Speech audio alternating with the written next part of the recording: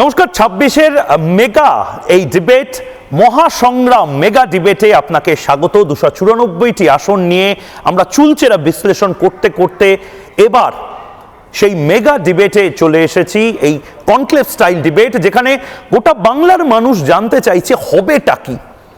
কোথাও যেন মনে হচ্ছে যে যে অঙ্কগুলো, যে সমীকরণগুলো নিয়ে ভাবনা চিন্তা হচ্ছিল, সেই সমীকরণগুলো কাজ দিচ্ছে না। যে যে সমীকরণ নিয়ে ভাবনা চিন্তা হচ্ছিল সেই সমস্ত সমীকরণ বদলে যাচ্ছে। সিপিএম কংগ্রেস একজোট হয়নি। সংখ্যালঘু ভোট, যেটাকে মমতা বন্দ্যোপাধ্যায় বলেন সংখ্যালঘু ভোট ব্যাংক, সেটা তছনছ হয়ে গেছে। এবং তছনছ করেছে কে?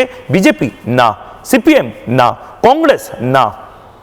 যারা করেছে তাদের মধ্যে অন্যতম আসাদুদ্দিন ওয়েসি, যাকে গোটা ভারতে অনেকে বলেন যে যেখানে তিনি যান সেখানে বিজেপিকে নাকি সুবিধা করে দেন।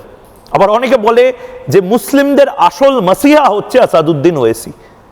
অন্যদিকে হুমায়ুন কবির যথেষ্ট বিব্রত তার ভাইরাল ক্লিপ বেরিয়ে যাওয়ার পরে, কিন্তু হুমায়ুন কবিরের ফ্যাক্টরটা কাজ করছে, যেটা আমরা প্রথম দফার পরে দেখলাম। প্রথম দফায় আমরা দেখলাম নওদাতে যেভাবে হুমায়ুন কবিরের সংখ্যালঘু সমর্থকরা মার খেল তৃণমূলের সংখ্যালঘু সমর্থকদের কাছে। মারছে মুসলিম, মরছে মুসলিম, স্লোগানটা যেন আবার নতুন করে চালু হলো। এবং তার পাশাপাশি অভূতপূর্ব এই শেডিউল, যে শেডিউলে প্রধানমন্ত্রী নরেন্দ্র মোদীর আসা রয়েছে, অমিত শাহর 7 দিন থাকা রয়েছে, যোগী আদিত্যনাথ একদিকে, হিমন্ত বিশ্ব শর্মা একদিকে, 100 থেকে 150 জন সারা ভারতবর্ষের এমএলএ এমপি বিজেপি দলের, তারা বিভিন্ন টিমকে নিয়ে বিভিন্ন মণ্ডলে মণ্ডলে ঘুরে বেড়াচ্ছেন। এই সমস্ত কিছু যখন হচ্ছে, বাংলার মানুষ বলছে এই বাংলায় আসলে আসবেটাকে এবার। আজকে কোনো তর্কাতর্কি বা একেবারে কাটা ছেঁড়ার জায়গা নেই, আজকে বোঝার জায়গা। এবং যারা আসল চিত্রটা মাঠে ময়দানে দেখছেন তাদের থেকে এবার আমি এক এক করে তাদের বক্তব্যগুলো নেব। আমাদের সাথে এই মুহূর্তে ডান দিক থেকে যারা রয়েছেন তাদের মধ্যে থেকে 2 জন প্রার্থী, একজন প্রধান মুখপাত্র। এই মুহূর্তে রয়েছেন রুদ্রনীল ঘোষ, শিবপুরের বিজেপি প্রার্থী। রয়েছেন প্রধান মুখপাত্র দেবজিৎ সরকার, এই মুহূর্তে প্রেস কনফারেন্সে দেবজিৎ সরকারকে আপনারা দেখেন। এবং এই মুহূর্তে নোয়াপাড়ার বিজেপি প্রার্থী রয়েছেন অর্জুন সিং, দবাং অর্জুন সিং। প্রেস্টিজ ফাইট, জিতবেন না হারবেন। অন্যদিকে আমার বাঁদিকে যারা রয়েছেন সেখানেও 2 জন প্রার্থী, একজন মানুষের কণ্ঠস্বর রয়েছেন। যে 2 জন প্রার্থী, প্রথমেই আমি আলাপ করিয়ে দেব দানিশ আজিজের সঙ্গে। MIM বারবার করে উচ্চারণটা, মিম যে উচ্চারণ, সেই উচ্চারণ নিয়ে অনেকে অনেক কটাক্ষ করেন, কিন্তু হায়দ্রাবাদ থেকে যে দল এসেছে আসাদুদ্দিন ওয়েসির, সে দল কি খেলা দেখায় বাংলায় দেখার।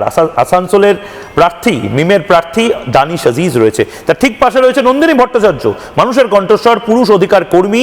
এবং তার পাশে রয়েছে আশুতোষ চ্যাটার্জি, রাসবিহারী এভিনিউয়ের রাসবিহারী যে সিট, সেই সিটে, সেই আসনে কংগ্রেস প্রার্থী এবং কংগ্রেস নেতা। প্রত্যেককে অনেক অনেক স্বাগত জানাচ্ছি এই মহাসংগ্রাম মেগা ডিবেটে। আমি শুরুটা দেবজিৎ সরকারকে দিয়ে করতে চাই। দেবজিৎ সরকার, আপনি প্রার্থী নন, কিন্তু আপনাকে দিয়ে আমি শুরু করছি তার কারণ আপনি প্রতিদিন 294টা প্রার্থীকে কাছ থেকে দেখছেন। এবং এবার মনে করা হচ্ছে, আমি দেখছিলাম বিভিন্ন প্রেডিকশন যে হচ্ছে, তার মধ্যে থেকে বিভিন্ন সোশ্যাল মিডিয়া প্রেডিকশনে লোকে আপনাদের আন্ডারডগ থেকে হঠাৎ করে একেবারে প্রিয় ফুটবলার বা ক্রিকেটারের দিকে নিয়ে গেছে। এবার কি হতে চলেছে? বিজেপি ক্ষমতায় আসছে, এক কথায় উত্তর। বিজেপি ক্ষমতায় আসছে। এর থেকেও বড় কথা, তৃণমূল নেই, তৃণমূল আর থাকবে না।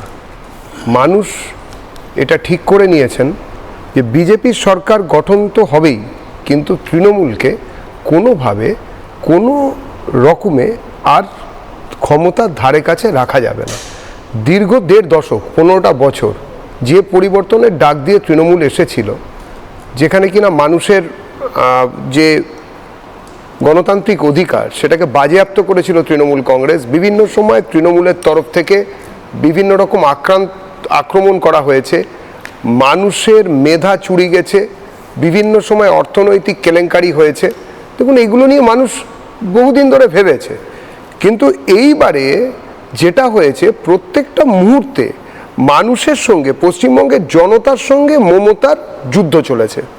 পশ্চিমবঙ্গের মানুষ আজকে দাঁড়িয়ে আছেন এবং তারা যুদ্ধটা লড়ছেন। সামনে থেকে নেতৃত্ব দেবার ভার দিয়েছেন বিজেপিকে। তার কারণ হচ্ছে এটাই, বিজেপি একমাত্র দল যারা কিনা কফি আর ফিশ ফ্রাইয়ের সমঝোতার রাজনীতিতে যায়নি। হাজারো আক্রমণ হয়েছে। তো আপনাদের বিরুদ্ধেই অনেকে বলছে, আপনারা এতদিন সেটিং করেছিলেন। গত 15 বছরে সেটিং করে থাকার পরেও আমাদের 250 লোক মারা গেছে। আর কোন দলের মারা গেছে? প্রায় 70-এর ওপর মহিলাকে নুট প্যারেড করা হয়েছে, রিপোর্টেড। কোন সভ্য সমাজে এটা হয়? কোন গণতান্ত্রিক দেশে এরকম হয়েছে? আমাদের প্রায় 1200-র ওপর বাড়িকে ভেঙে গুড়িয়ে দেওয়া হয়েছিল, কিন্তু তারপরেও কারুর দয়ায় নয়, কারুর দাক্ষিণ্যে নয়, আমরা বিজেপি নিজেদের ক্ষমতায় বিভিন্ন জায়গায় আমরা প্রায় 11,000-এর কাছাকাছি জনপ্রতিনিধি আমাদের গ্রামগুলোতে রয়েছেন এই মুহূর্তে দাঁড়িয়ে। এটা কোনো কারুর দাক্ষিণ্যে আমরা পাইনি, কারুর দয়াতে নয়, আবারও বলছি। কিন্তু এরকম পরিস্থিতিতে এমন একটা দাঁড়িয়ে গেছে যে সর্বগ্রাসী তৃণমূলের বিরুদ্ধে এই মুহূর্তে যদি কোনো বিশ্বাসযোগ্য বিকল্প কিছু থেকে থাকে, পশ্চিমবঙ্গের মানুষ, পশ্চিমবঙ্গের বাঙালি জানে যে সেটা একমাত্র বিজেপি। দেখুন, আমি একটা জিনিস পরিষ্কার, আপনাদের ক্যামেরা, টিভি ক্যামেরা সেই সময় দেখা গেছিল 21-এর পর থেকে বা 21-এর আগে থাকতে, 19-এর সময় থেকেই যে কি অ্যালিগেশন দিয়েছিলেন, কোনো বিজেপির লোক বলেনি। যারা অত্যাচারিত হয়েছেন তারা বলেছিলেন যে আমাদের এখানে তোষণের রাজনীতি এতটাই মারাত্মক জায়গায় চলে গেছে এবং বিভাজনের রাজনীতি সেই চওড়া রাস্তা ধরে ঢুকে পড়েছিল। এটা পুরোটাই তৃণমূলের কারণে হয়েছে। তৃণমূল এক অংশে একভাবে সংখ্যালঘু তোষণ করেছে, তাতে মুসলমানদের কোনো উন্নতি হয়নি। কিন্তু তোষণের রাজনীতির ফলে হিন্দু এবং মুসলমানের মধ্যে একটা প্রচণ্ড বিভেদ এসেছে, প্রচণ্ড একটা বিশ্বাসহীনতা এসেছে। এটা একটা ঘটনা। দ্বিতীয়ত, ওপারেও বাঙালি এপারেও বাঙালি বলে বিভিন্ন সময় ওপার বাংলা থেকে নিয়ে আসা হয়েছিল বাংলাদেশ থেকে জামাতের লোকেদের। তারা বেছে বেছে এখানে হিন্দুদের ওপর অত্যাচার করেছে এবং অত্যাচার করে তারা আবার ওপারে গিয়ে জামাতকে ভোট দিয়েছে। মমতা একটাই কাজ করেছেন, এদেরকে দাঁড় করিয়ে ভোট দেওয়ানোর ব্যবস্থা করিয়ে দিয়েছেন। এবং তার সঙ্গে যেটা সমস্যা হয়েছে যে মমতার ক্যাবিনেটের বিভিন্ন মন্ত্রী বিভিন্ন সময় চরম সাম্প্রদায়িক কথাবার্তা বলেছেন। আমি নাম করে বলে শেষ করব। এক সিদ্দিকুল্লাহ চৌধুরী, যিনি পরিবার কল্যাণ মন্ত্রী, তিনি বলেছেন হামদো হামারা দো, অন ক্যামেরা, কোনো লুকোনো নয়। হামদো হামারা দো এই যে নীতি, সরকারি নীতি, সেটা শুধুমাত্র হিন্দুদের জন্য হওয়া উচিত, মুসলমানদের জন্য হামদো হামারা ছে এই নীতি হওয়া উচিত। আরেকজন মন্ত্রী ববি হাকিম, তিনি দাঁড়িয়ে বললেন যে যারা হিন্দু আছেন এই রাজ্যে তারা শুধুমাত্র তারা হতভাগ্য, প্রত্যেক মুসলমানের উচিত একজন করে নয় 10 জন করে হিন্দুকে মুসলমানে কনভার্ট করানো।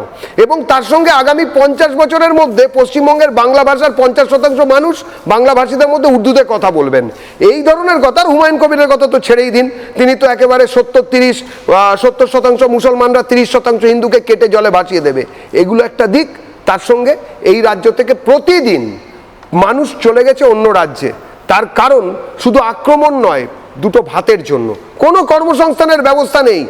একটা কোনো জায়গাতে আপনারা দেখাতে পারবেন না একটা কারখানার দ্বারোদ্ঘাটন করছেন। মমতা বন্দ্যোপাধ্যায় বিভিন্ন সময় নেচেছেন, গেয়েছেন, ছবি এঁকেছেন, এগুলো আপনারা দেখাতে পারবেন। বেশ, আমি আশুতোষের কাছে একদম সরাসরি যাব। আমি দর্শকদের একবার বলে দিতে চাই যে অনেকের একটা মত তৈরি হচ্ছে যে বিজেপিকে কাউন্টার করতে পারে, অনেককে দেখা হয়ে গেছে, কিন্তু রাহুল গান্ধীকে নিয়েও অনেক কথা বললেও বিজেপিকে কেউ যদি কাউন্টার করতে পারে সেটা হচ্ছে কংগ্রেস। কংগ্রেস বিজেপির রথের চাকা ভারতে থামিয়ে দিতে পারে। আশুতোষ, এমন একটা সময় তোমরা এই মহাসংগ্রাম মেগা ডিবেটে এসেছো যে সময় তোমাদের সাথে সিপিএম নেই, তোমাদের সাথে বামফ্রন্ট নেই, সিপিএমের সাথে আইএসএফ আছে, এসডিপিআই আছে, তোমাদের সাথে তোমরা নিজেরা আছো। তোমাদের সাথে সম্ভবত এখন অধীর চৌধুরীও নেই, কারণ অধীর চৌধুরী নিজের মুর্শিদাবাদ নিয়ে এতটা ব্যস্ত। কিভাবে এই ইলেকশনটা লড়বে এবং লড়লেও ভোট কাটুয়াতে তোমরাও পরিণত হবে 100 বছরের একটা দল? প্রথম কথা হচ্ছে যে তোমাদের কাছে এত খবর কোত্থেকে আসে কংগ্রেসের সম্পর্কে জানি না, যে কংগ্রেসকে নিয়ে আলোচনা করছো তুমি, তাতেই বোঝা যাচ্ছে যে কংগ্রেস ভীষণভাবে প্রাসঙ্গিক এবং তোমরা কংগ্রেসের সঙ্গে কোথাও না কোথাও রয়েছো। ধন্যবাদ তোমাদের।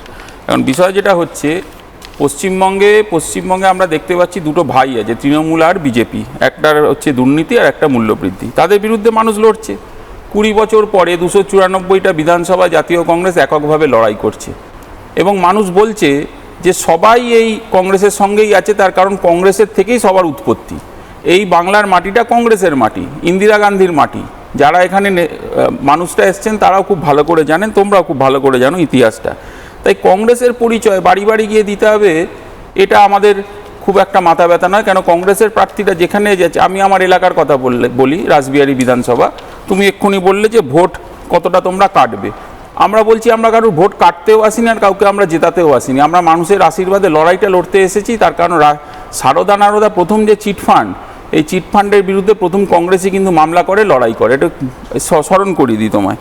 এবং একটা জিনিস তোমাদের বুঝতে হবে, পঞ্চায়েতের প্রথম খুনটাই কিন্তু কংগ্রেসের একজন মানুষ হয়েছিলেন, তার নাম যতদূর আমি মনে পড়ছে ফুলচাঁদ শেখ, তোমারও মনে থাকবে নিশ্চয়ই। এখন ব্যাপার হচ্ছে কংগ্রেসকে ধারাবাহিকভাবে পশ্চিমবঙ্গের মাটিতে লড়ে যেতে হয়েছে। আমি বলতে চাইছি আমরা যে দল ক্ষমতায় নেই, এই যে তোমরা বারবার বলছো, ক্ষমতায় তো নিয়ে আসার মালিক তো মানুষ, আমরা মানুষের ওপরে ছাড়ি না, মানুষের ওপর ভরসা করি না। আমাদের তো এত দুর্দশা হয়নি যে বিজেপি তৃণমূলের মতন বাইনারি তৈরি করতে হচ্ছে পশ্চিমবঙ্গে এবং ইলেকশন কমিশনকে ব্যাগে ঝোলা নিয়ে ঘুরতে হচ্ছে, সেটা তো আমাদের অসুবিধে নেই। এবং আমি তোমাদের বলি, এই যে তোমরা বলছো কথাগুলো, সিবিআই ইডি পশ্চিমবঙ্গে, তুমি বলো তো, সারদা নারদা থেকে শুরু করে কয়লা চুরি, বালি চুরি, শিক্ষা চুরি, এই যে এতগুলো চুরি পশ্চিমবঙ্গ দেখলো, অভয়ার খুন দেখলো, সিবিআই ইডি কোনসা ইনভেস্টিগেশন করেছে, মানুষ কাকে ভরসা করবে? মানুষকে আমরা বলছি আপনারা ভোট দিন, কিন্তু কাকে ভোটটা দেবেন? কংগ্রেস ছাড়া আপনাদের কাছে অল্টারনেটিভ আছে কোথায়? তার কারণ পশ্চিমবঙ্গে কেউ যদি অল্টারনেটিভ হয়, দ্যাট ইজ কংগ্রেস। শুভঙ্কর সরকারের নেতৃত্বে, গুলাম মীরের নেতৃত্বে আমরা লড়াই করছি এবং আমি তোমাকে বলছি আগামী দিনে কংগ্রেস ছাড়া ফিউচার নেই। কংগ্রেসই যে দল, সে দলে সবাই অ্যাকসেপ্টেড, এখানে কাউকে অসম্মানিত হতে হয় না, কাউকে লাঞ্ছিত হতে হয় না। এবং তোমাকে জানিয়ে রাখি যে ইতিহাস তাই বলে যে এই যে হুমায়ুন কবিরের সম্পর্কে যে কথাগুলো বলা হচ্ছে, উনি তো তৃণমূলে যখন ছিলেন যে কথাবার্তাগুলো বলেছিলেন, অ্যাডমিনিস্ট্রেশন কি অ্যাকশান নিয়েছিল? নেননি। বিজেপিতে গেছিলেন, আদর যত্ন পেয়েছিলেন, কি অ্যাকশান হয়েছে? সে ছেড়ে একটা দল করেছে, সে এখন বিভিন্ন জায়গায় নাটক করছে, বিজেপির টাকা পয়সা খেয়ে সে ঘুরে বেড়াচ্ছে, আর এদিকে মিম রয়েছে। আসলে ভোট কাটুয়া এরা, তাদেরকে জিজ্ঞেস করো তারা এই মাটিতে কি করছে।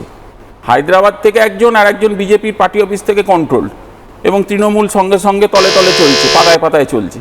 তাদেরকে প্রশ্ন করা উচিত বাংলার মানুষ, যে এত বছর ধরে যা যা আমরা দেখেছি, শিক্ষা ব্যবস্থা, 26,000 চাকরি চুরি কারোর মনে পড়ছে না? হিন্দুরও তো চাকরি গেছে, মুসলমানেরও তো চাকরি গেছে, সেটা নিয়ে তো আলোচনা হচ্ছে না।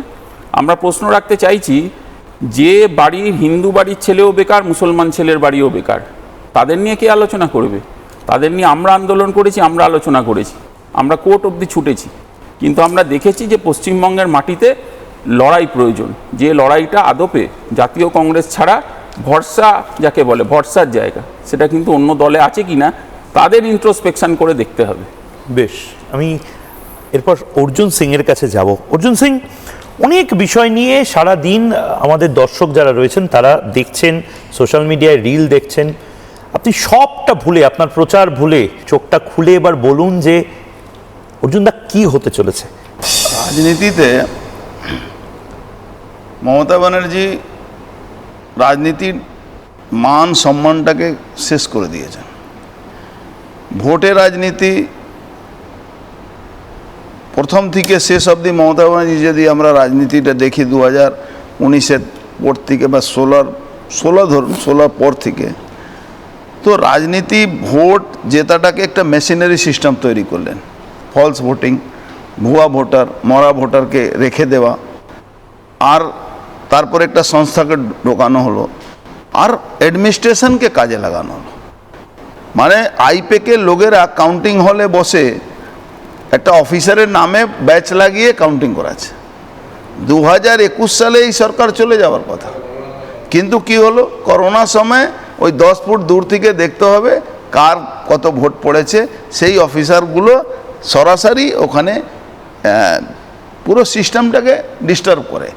আর একটা ইলেকশন কমিশন আরও ভুল করেছিল, বা যদি এখনও যদি ভুল করে, আমি ভাববো কি সব মানে মমতা ব্যানার্জির বিরুদ্ধে পুরো বাংলার মানুষ আছে, কিন্তু মেশিনারিটাকে যদি ডিস্টার্ব না করা যায়, মেশিনারিকে যদি ফ্রি হ্যান্ড ছেড়ে দেওয়া যায় মমতা ব্যানার্জি, তাহলে কিন্তু আবার ডিস্টার্ব হবে। এই যে কাউন্টিং, মমতা ব্যানার্জি ধরুন আজকে অমিত শাহজি বলে দিয়েছেন 110টা সিট বিজেপি পাচ্ছে, এই যে 152টা হলো, এটা শুধু অমিত শাহজি বলেননি, সারা সিস্টেম, সারা মিডিয়া, ওখানকার লোক সবাই বলছেন। এবার কিন্তু তৃণমূলের তাবড় নেতা হারছেন।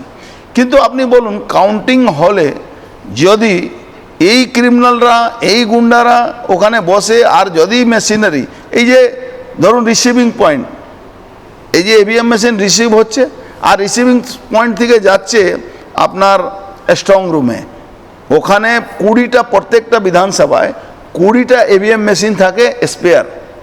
সেই স্পেয়ার মেশিনটাকে তারা তৃণমূলের লোকেরা অফিসাররা মিলে ওটাকে মানে পুরো ভরে দেয়।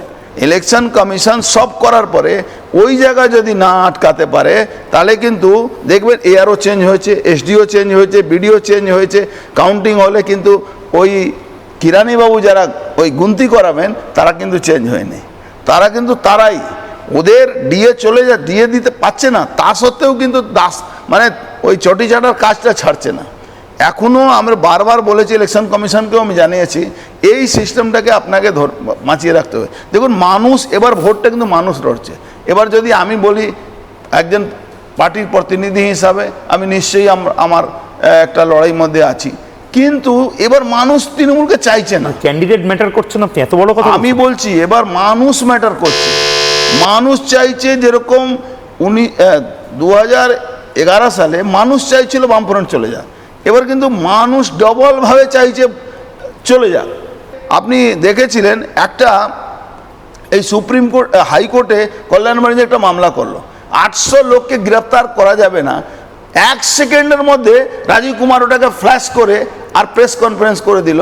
ভাবতে পারছেন কোন লেভেলে, মাইক্রো লেভেলে মমতা ব্যানার্জি রাজীব কুমারকে দিয়ে করাচ্ছে। রাজীব কুমার পশ্চিম বাংলার রাজনীতিকে যদি সব থেকে বেশি কলুষিত করেছে সেই লোকটা। জিতেছে কংগ্রেস বা জিতেছে সিপিএম বা জিতেছে বিজেপি, ওখানে সার্টিফিকেট দিচ্ছে কি তৃণমূল জিতেছে।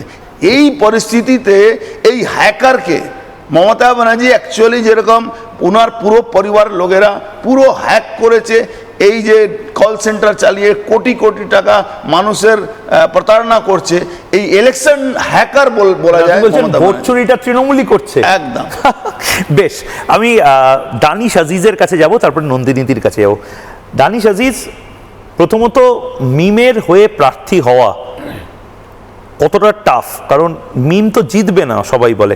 আর 2 হচ্ছে, আমি অদ্ভুতভাবে দেখলাম যে ঝাড়খণ্ডে যেরকম কোনো বর্ডার নেই, কিন্তু ঝাড়খণ্ডে ব্যাপকভাবে তোমাদের ভোট বেড়েছে।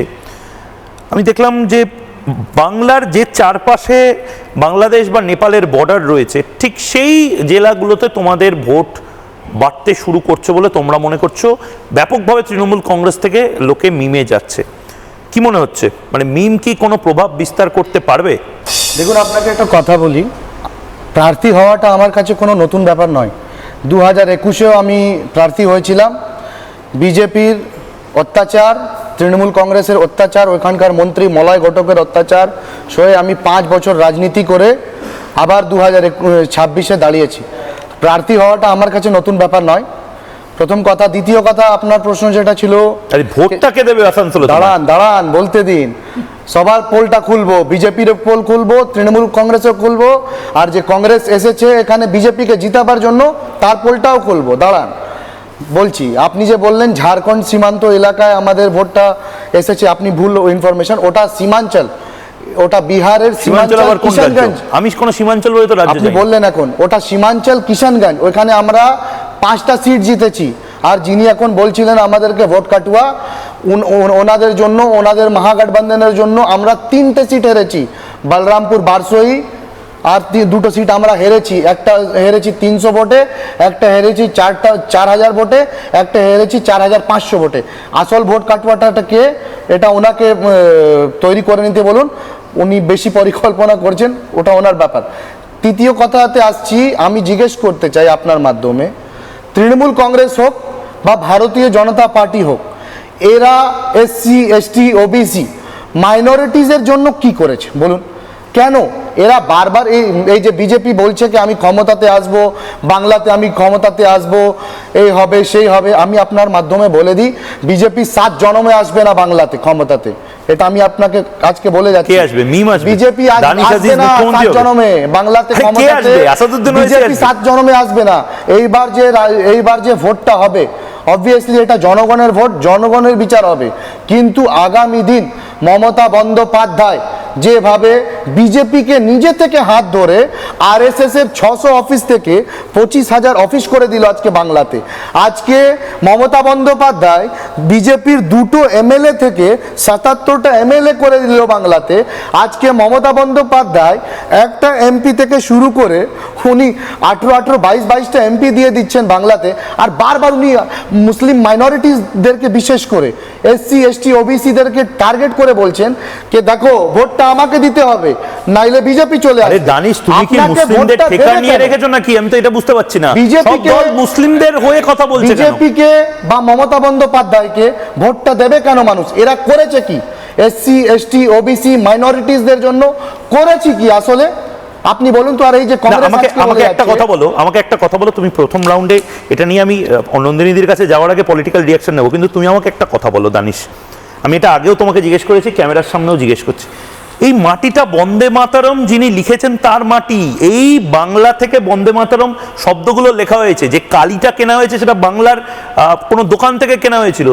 সেই মাটিতে দাঁড়িয়ে তুমি বলে দিচ্ছ ভাই লোক আমরা বন্দে মাতরম বলবো না, এবং সেই অধিকার সুনিশ্চিত করতে আমাদের ভোটটা দিন। আরে অবভিয়াসলি ওটা আমার দেখো, এটা ওটা আমার গণতন্ত্র। Constitutional rights.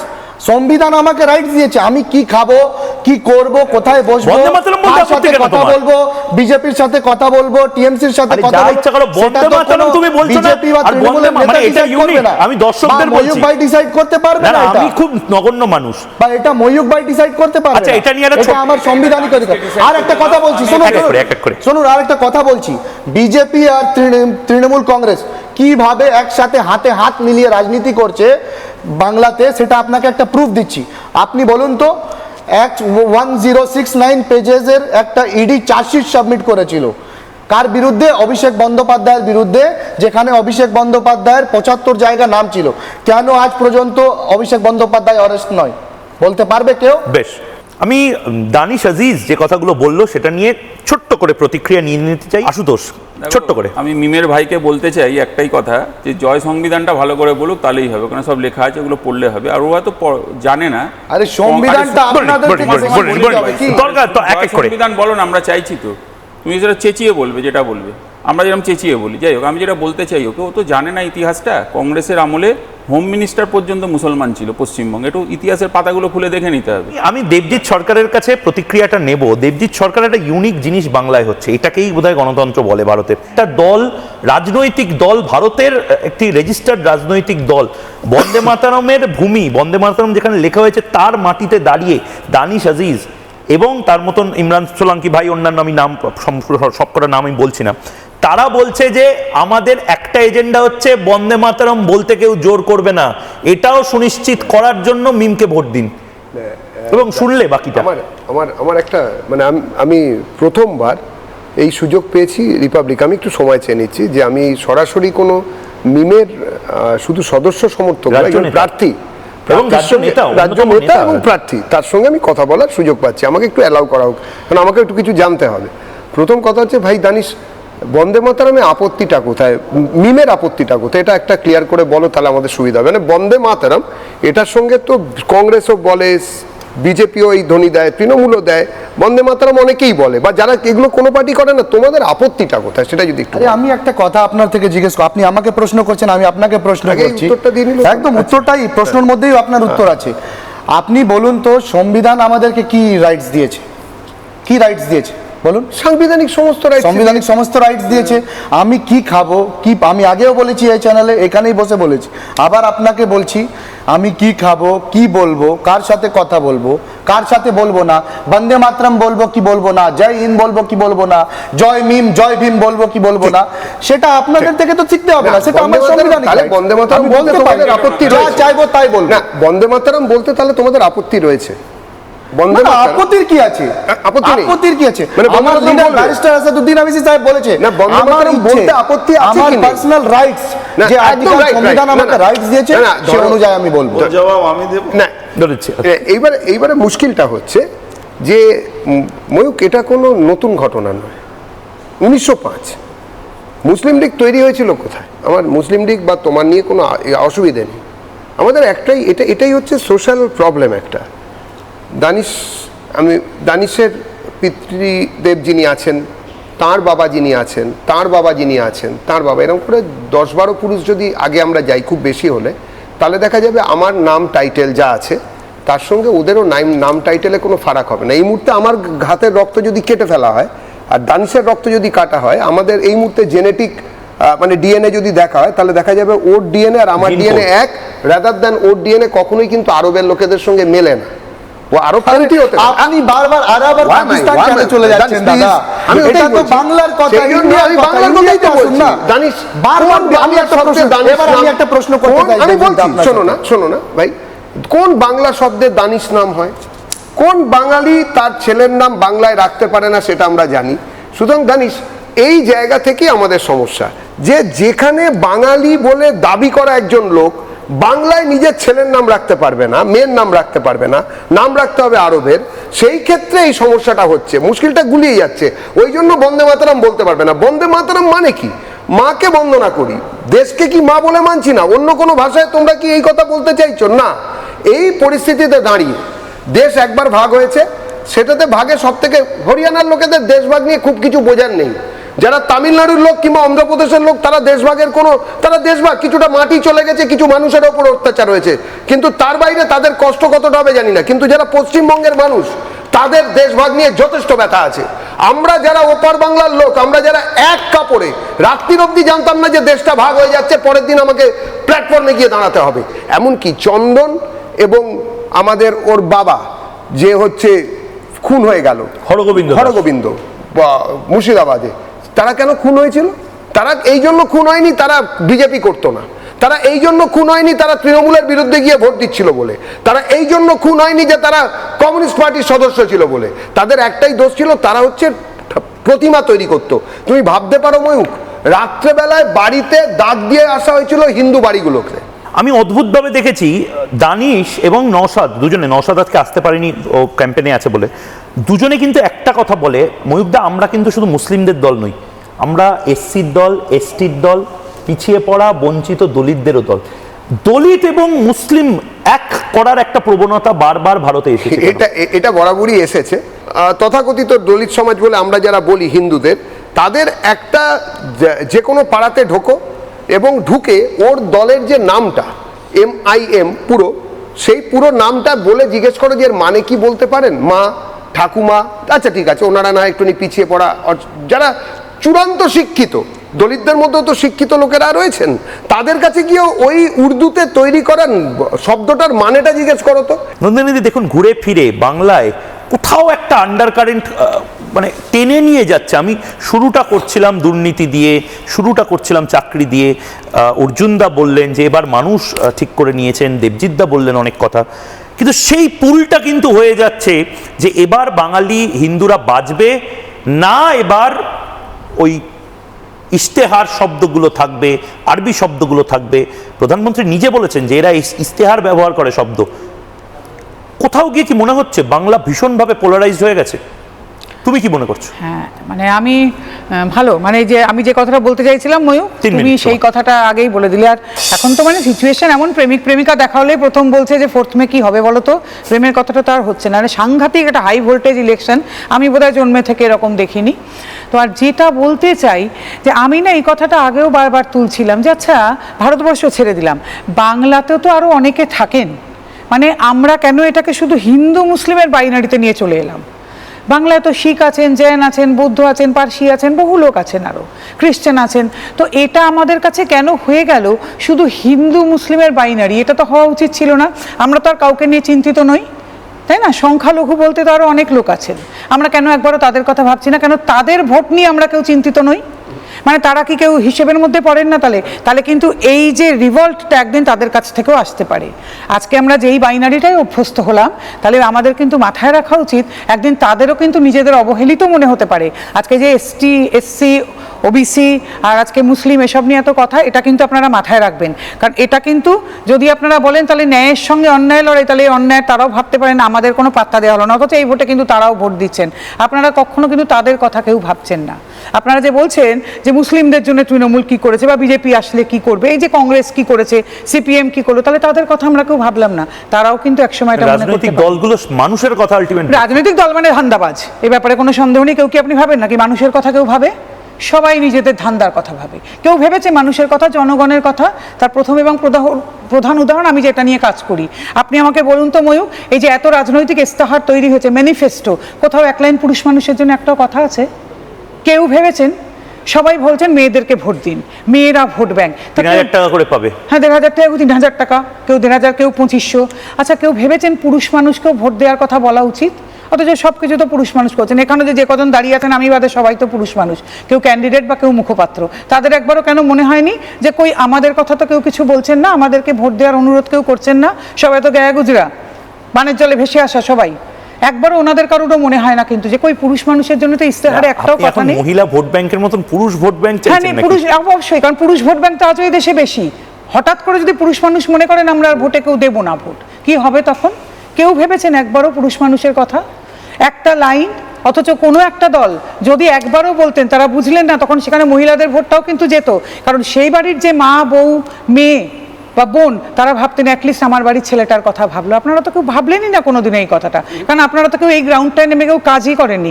আপনারা তো এখনো পুরুষ মানুষের নির্যাতন বা অত্যাচারের কথা পরিযায়ী শ্রমিক যারা, তারা তো 99% পুরুষ। হ্যাঁ, তারা তো ভাবলেন একটা কি? ভোট ব্যাংক বটে। একদম, আপনারা তাহলে ভাবলেন কোথায় আপনার তাদের কি জন্য মনে হয় কোনো না যে কথা? পুরুষদের তাহলে আমি জন্য কেন পরিযায়ী আপনাদের শ্রমিকদের জন্য ধান্দাবাজ ভাবছে? বলবো না?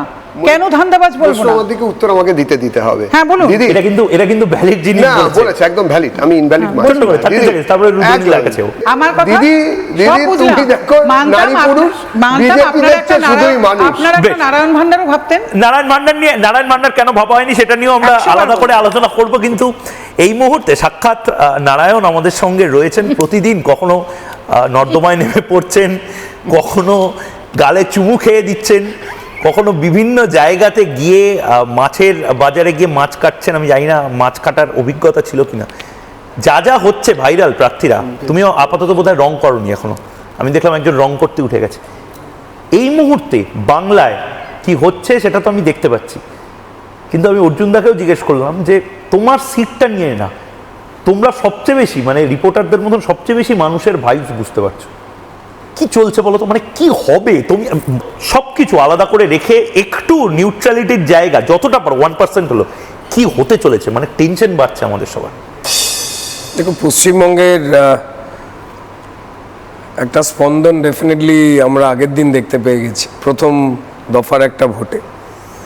এবং আমি শিবপুর বিধানসভায় আমি এটা বলতে পারি যে মানুষ না আগের থেকে অনেক বেশি কনসাস হয়েছে। মায়েরা বলুন, বাবারা বলুন, কাকারা বলুন, কোথাও না একটা দলমতের বাইরে গিয়ে তাদের যে ঠকানো হয়েছে, প্রতারণা করা হয়েছে, কিছু কাজ আছে কথা দিয়ে কম হয় বা ভুলে যায়, কিন্তু বারবার নাগরিক পরিষেবা যেটা তার যে মিনিমাম টুকুও যে হয়নি, সেটা আমি অন্তত আমার এখন যে জেলায় সব থেকে বেশি ঘোরাঘুরি, আমার জন্ম যেখানে, বেড়ে ওঠা যেখানে, পুরনো ভিটে যেখানে প্রার্থী আমি, একটা প্রবল যে বঞ্চনা করে তার সঙ্গে কলার তুলে উল্লাস করে বলা হয়েছে হ্যাঁ এটা করবো না তো কি করবি বল। শাসক দলের উপরেই যারা তাদের বিশ্বাস করে ভোট দিয়েছেন বারবার, তাদের একটা প্রবল প্রতিশোধ স্পৃহা দেখতে পাওয়া যাচ্ছে। এবং তারা এসে জানাচ্ছেন, বলছেন, যেখানে শাসক দলের প্রার্থীরা তারা গলির ভেতরে ঢুকতে পাচ্ছেন না ভয়তে। হাওড়া একটু গলি সর্বস্ব আমাদের জায়গা বরাবরই, সেখানে তারা ঢুকছেন না, নমস্কার করে গাড়ি নিয়ে বাইরে বেরিয়ে যাচ্ছেন, কারণ গলিতে ঢুকলেই প্রশ্নের ঝাঁক বেঁধে তারা দাঁড়িয়ে রয়েছেন, কেউ মা কেউ বাবা। আমাদের ওখানের এমনটা নয় যে আমি গেলাম তাই জল পেলাম, ড্রেন পাঁক পেলাম।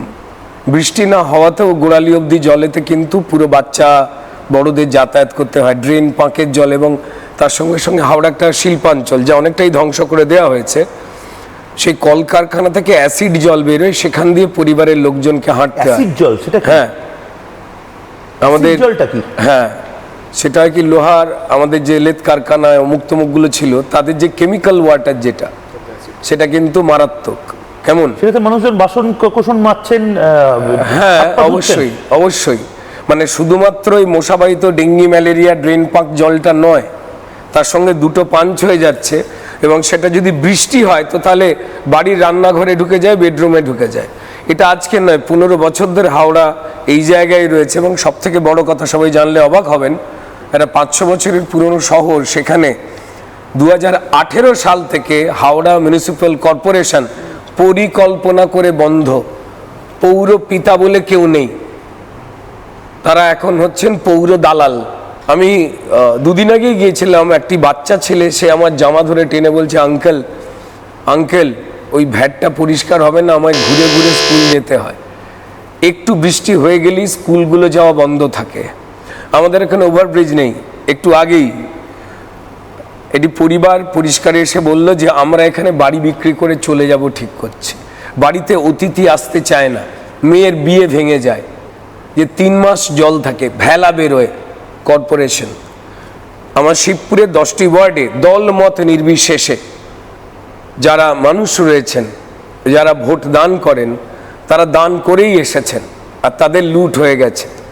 কারা লুট করেছেন জানি, তারা বড়লোক হয়েছেন, এর বলবার দরকার নেই। মানুষ বদলটা চাইছে, এবং যেটা আমার কাছে ইউনিক লেগেছে, পুরুষরা তো এই বিষয়ে অনেকটা স্পষ্ট করে কথা বলেনি। মহিলারা যখন স্পষ্ট করে এই কথা বলছেন, তারা কিন্তু পরিষ্কার শুধুমাত্র সেলফি তুলে তাদের এলাকার ছেলে বাপাই রুদ্রনীল ঘোষ হয়েছে এমনটা নয়। তারা সেলফিটা তোলবার পর হাত ধরে বলছে, দাঁড়াও তোমায় কিছু বলবার আছে, এই দেখো। গলিতে বাড়িতে নিয়ে গিয়ে তারা দেখাচ্ছে। একজন ভ্যানে করে দুদিন আগেই এক ভদ্রমহিলার সবজি বিক্রি করছিলেন, আমাকে ডেকে দাঁড় করিয়ে বললেন, আমি তাকে নমস্কার করে, দিদি ভালো আছেন? খুব সব দলের প্রার্থীদের যেটা করতে হয়, সবসময় তো দাঁড়ানো নয়। আমায় হাত ধরে বললেন, আমার ছেলেটাকে কষ্ট করে কম্পিউটার ইঞ্জিনিয়ারিং পড়িয়েছি, সবজি বিক্রি করেন তিনি ভ্যানে করে। মা, শিবপুরের মা, আমার ছেলেটাকে অন্য রাজ্যে চলে যাবে, আমি একা থাকবো কি করে? একটাও কোনো কাজ নেই প্রাইভেট কোনো জায়গাতে। 10 থেকে 12 হাজার টাকার মধ্যে বাঙালি আজকে চলে এসেছে। আমরা যেখানে বসে কথা বলছি সেখানে প্রচুর অফিস রয়েছে, কর্পোরেট সেক্টর রয়েছে, যেখানে রোহিঙ্গা কলোনিও আছে, কোট মাসুদ পরে, কলোনি কাছেই। হ্যাঁ ছিল, সেগুলো এখন কোটপুরের মতো ওই এসআইআর শুরুর সময় দেখলাম ওই স্বরূপনগর দিয়ে এদিক ওদিক চলে যাচ্ছে, যারা বিভিন্ন পরিষেবা নিতেন, যা আমার দেশের হিন্দু মুসলমানের নেওয়ার কথা। এই যে ছেলেমেয়েগুলো স্যুট পরে বেরোয়, অত্যন্ত যন্ত্রণার কথা, তাদের মাইনে ওই 12 থেকে 20-র মধ্যে আটকে, খুব বেশি নয়। যে অবস্থাটা রয়েছে না, এখান থেকে মানুষ একটা মুক্তি চাইছেন। আমি ঠিক সেই জায়গাতে, আমার সময় একেবারে যেহেতু শেষ, আমি ঠিক সেই জায়গা থেকেই হালকা চালে একটা প্রশ্ন, অর্জুন দা, আমি 30 সেকেন্ডসের মধ্যে আপনার থেকে জানতে চাই। এবার কি তার মানে মনে হচ্ছে যে মানে আপনি তো ওদের দাদার মতন, কৌস্তবের চুল গজাবে আর রুদ্রনীল তাহলে ফাইনালি বিয়েটা করবে, কস্তবে আবার আপনি বিধানসভায় যাবেন? কস্তবে চুলও গজাবে আর রুদ্রনীল দা বিধানসভাও যাবে। আপনি বিধানসভা যাবেন এক গাড়িতে? হ্যাঁ নিশ্চিতভাবে। হ্যাঁ? আমি কিন্তু দানিশের কথা উত্তর না দিলে মানে একটু জাম হচ্ছে না। দানিশকে আজকে সবাই উত্তর দিতে চাই।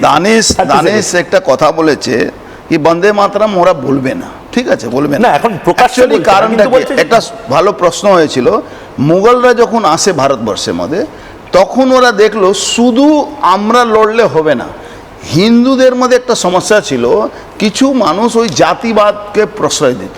তখন ওরা দেখলো সব থেকে কমজোর উইক সেকশনটা কোন আছে, এসসি এসটিকে তারা নিজের সঙ্গে নিয়ে তারা ভারত দখলের মধ্যে অনেকটা এগিয়ে ছিল। কিন্তু যখন ভারত বিভাজন হলো আর পাকিস্তান আর বাংলাদেশ যখন এসসি এসটিরা ওদের কথা শুনে চলে গেল, যোগেন্দ্রনাথ মণ্ডল, তখন কি হলো, তখন ওরা বুঝতে পারলো কি এরা আমাদের সঙ্গে বেইমানি করেছে। বেশ। তখন কিন্তু তার রিঅ্যাকশন হলো, যোগেন্দ্রনাথ- আজকে ভারতবর্ষে আরএসএস এর জন্য একটা এনজিও, সে এনজিও ভারতবর্ষের মধ্যে জাতি প্রথাকে শেষ করলো। আজকে হিন্দুরা হিন্দু বলে, কেউ আর এসসি এসটি অমুক তমুক বলে না। এবং এই জায়গাটা কিন্তু এই নির্বাচনটা যোগেন মণ্ডলদেরও সিদ্ধান্ত নেওয়ার, যোগেন মণ্ডলের মতন মানুষজন, জানেন তো যোগেন মণ্ডলকে? যদি না জানেন জেনে নিন এবং ভেবে নিন যে যে যোগেন মণ্ডল এত স্বপ্ন নিয়ে পাকিস্তানে গেছিল, মন্ত্রীও হয়েছিল, তাকে আবার কেন ফিরে আসতে হয়েছিল? কি এমন জিনিস যেটা একসাথে বেঁধে বেঁধে থাকতে পারেনি কেউ? হয়তো পারবে, তার কথা আগামী দিন, আগামী কোনো মহাসংগ্রামে বলা যাবে। কিন্তু এই মুহূর্তে যারা এই মুহূর্তে রয়েছেন 26-এর মহাসংগ্রাম মেগা ডিবেটে, তাদের প্রত্যেককে আমি ধন্যবাদ জানাচ্ছি, এবং ধন্যবাদ জানাচ্ছি সেই সমস্ত বিজ্ঞাপনদাতাদের যাদের ছাড়া এই মহাসংগ্রামের মেগা ডিবেট এবং কভারেজ একেবারেই হতো না।